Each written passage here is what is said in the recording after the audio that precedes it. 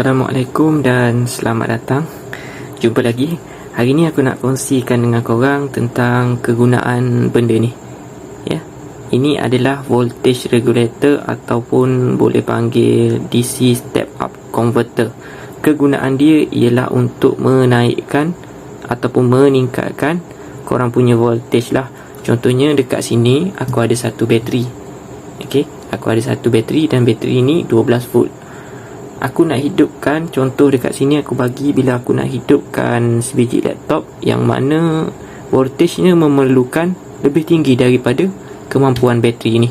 Jadi perlu guna benda ni lah sebagai cara yang paling senang. Mungkin boleh sirikan bateri ni jadi 12-12 jadi 24 volt, tapi tak kenalah. Okey, jadi cara yang lebih senang ialah dengan menggunakan benda ni, step up converter. Dan hari ni aku akan tunjukkanlah satu projek yang mana aku akan hidupkan laptop menggunakan bateri ni. Biasa korang guna laptop akan cucuk dekat plug tapi hari ni kita tak nak guna dia punya adapter tu. Kita nak sambung laptop tu direct kepada bateri ni.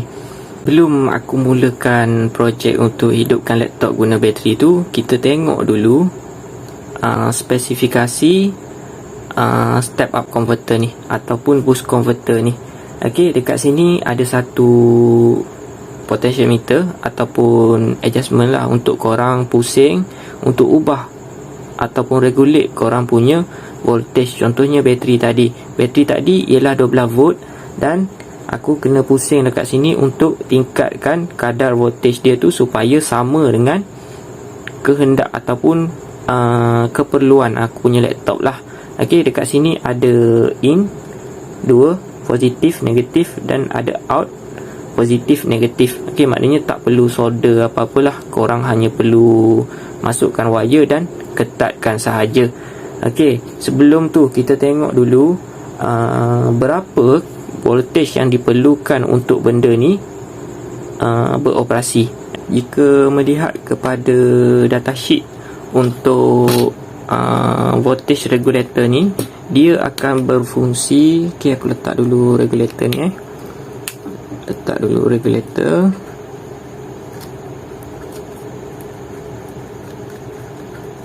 regulator. Input yang dia perlukan ialah pada kadar 10 volt hingga 32 volt. Okey, maknanya dekat sini kalau bateri korang tu kurang daripada 10 volt tak boleh gunalah, ataupun bateri korang tu sumber tenaga korang tu lebih daripada 32 volt tak boleh guna benda ni.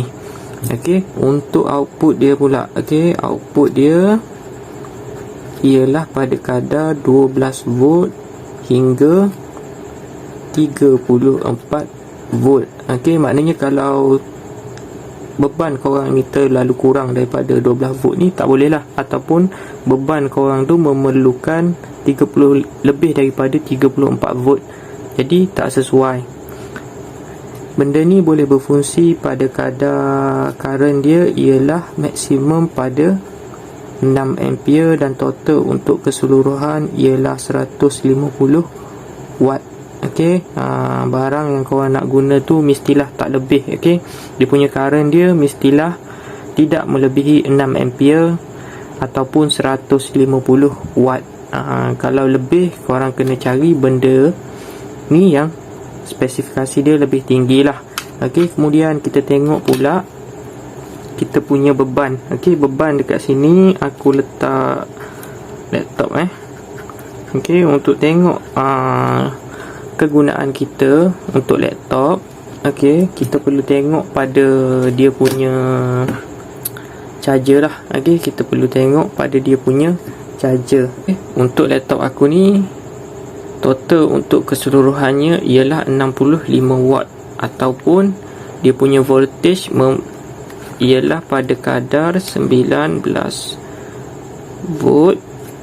Okey, voltage dia pada kadar 19 volt dan dia punya maksimum untuk current yang dia guna ialah 3.42 ampere. Jadi total untuk keseluruhan ni ialah 65 watt. Okey, bermakna dekat sini kita punya voltage regulator dengan beban yang kita nak gunakan ni sesuai lah seperti yang aku cakap tadi. Okey, untuk voltage regulator ni aku tak showkan untuk korang guna sampai 150 watt. Okey, aku showkan untuk korang guna 65 watt sahaja ataupun separuh supaya dia tak panas. Sebelum aku mulakan projek kita pada hari ni, aku akan cek dulu lah dengan menggunakan ampere meter ni ataupun watt meter ni, kegunaan sebenar laptop aku lah, supaya kita tak buat silap. Dan laptop tu benda yang agak berharga, jadi kita kena pastikan betul-betul lah berapa kegunaan dia punya yang sebenar. Okey, jadi aku akan test dulu menggunakan benda ni.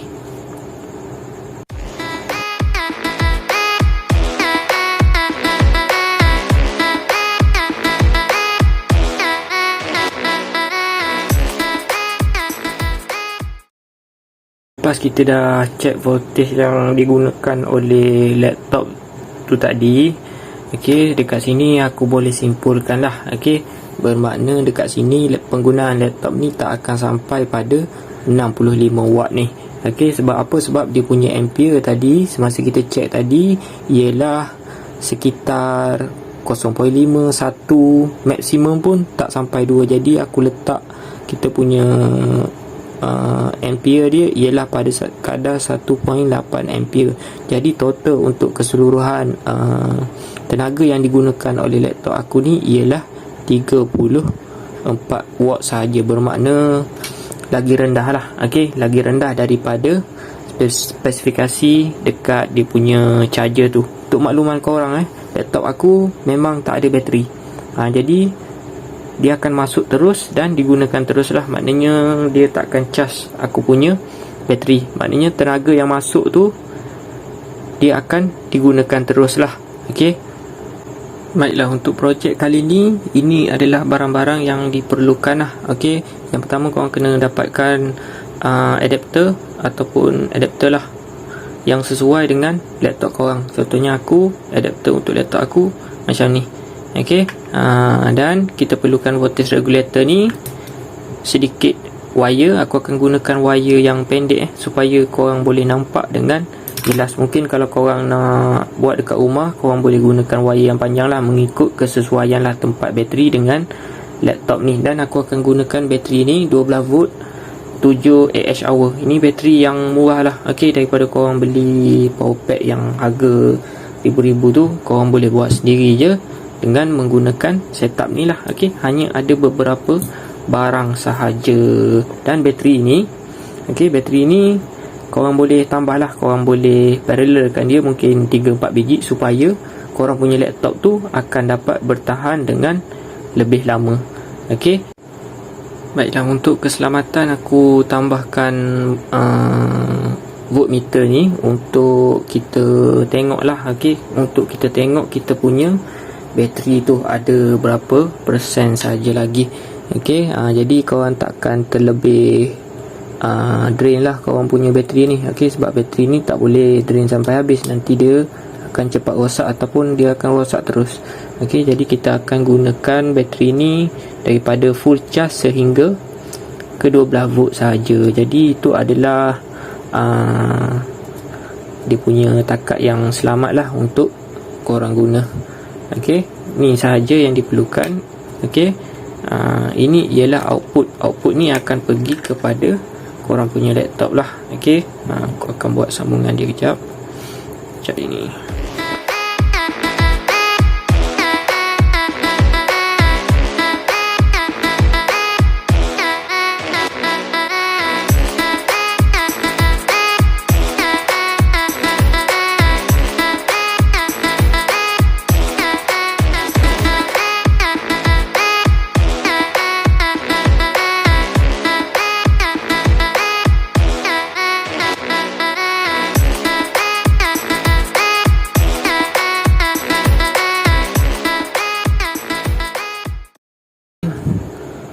Okey, yang ni kena hati-hati, takut nanti meletup.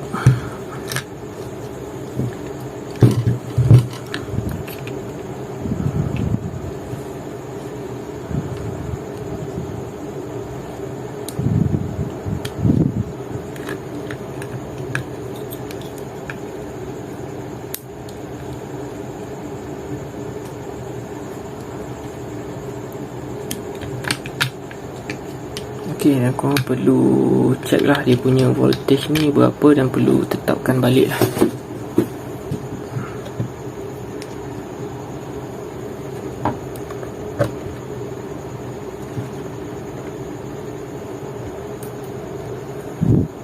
Okey, korang perlu check voltage output dia. Korang perlu check dan pusing dia punya potentiometer tu untuk okey, korang perlu check dia punya voltage. Okey, sekarang ni dia punya voltage ialah pada 20 volt. Okey, jadi korang perlu rendahkanlah sikit dia punya voltage ni kepada 19 volt. Okey, pusing untuk turunkan, pusing melawan arah jam. Okey, dan untuk naikkan korang pusing mengikut arah jam. Okey, tetapkan dia ngam-ngam pada kadar 19 volt lah yang kita perlukan. Okey, senang je, just pusing saja slow-slow.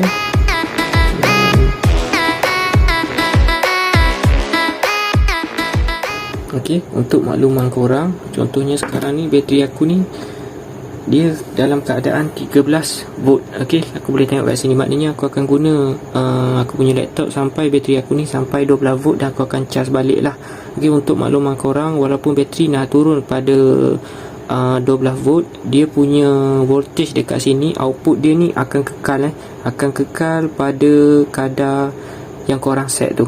Okey, ada sesetengah voltage regulator dia just naikkan macam tu je, dia tak akan kekalkan korang punya voltage tu. Okey, maknanya kalau bateri korang surut, voltage yang korang set tu dia akan turun lah, mungkin dalam 17. Contohnya bateri ni turun kepada 12 volt, dia akan turun pada 17 volt. Kalau macam voltage regulator ni dia tak akan turun. Sebab apa? Sebab dia dah ada regulator lah. Okey, dia akan adjust untuk kekalkan voltage yang kita set tu. Okey, just simply dah siap dan korang boleh gunakan lah. Okey, untuk ni aku akan tunjuk ini ialah laptop aku lah yang aku test tadi. Untuk makluman korang, memang tak ada bateri memang tak ada bateri. Dan aku akan cucuk lah adapter ni. Okey, cucuk adapter ni dekat dia punya charging port lah. Okey, cucuk dan korang boleh tengok kat sini dah mula hidup lah. Okey, tak ada indikator bateri Sebab apa? Sebab laptop aku ni memang tak ada bateri. Okey, itu sahaja dia punya setup. Okey, simple, cukup simple. Okey, korang cuma sambungkan macam ni sajalah. Okey, negatif dengan positif pastikan betul dan korang boleh on lah. Okey,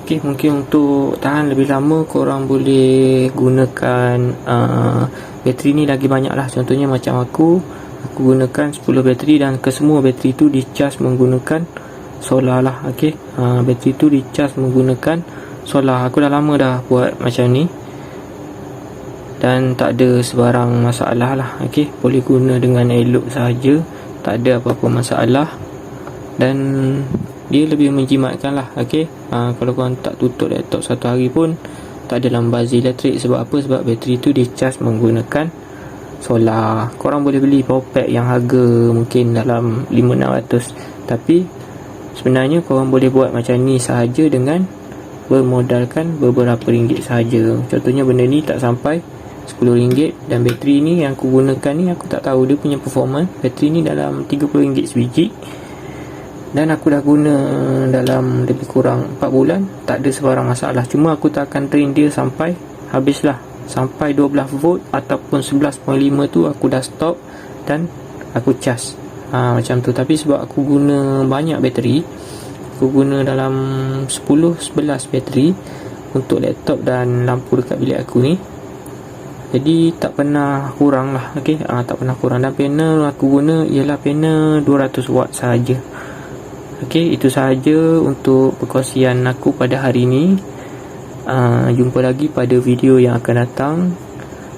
Okey, kalau korang nak tanya boleh tanya di ruangan komen lah. Okey, korang boleh tanya aku dekat ruangan komen. InsyaAllah aku akan jawab. Jumpa lagi pada video yang akan datang. Sekian, terima kasih.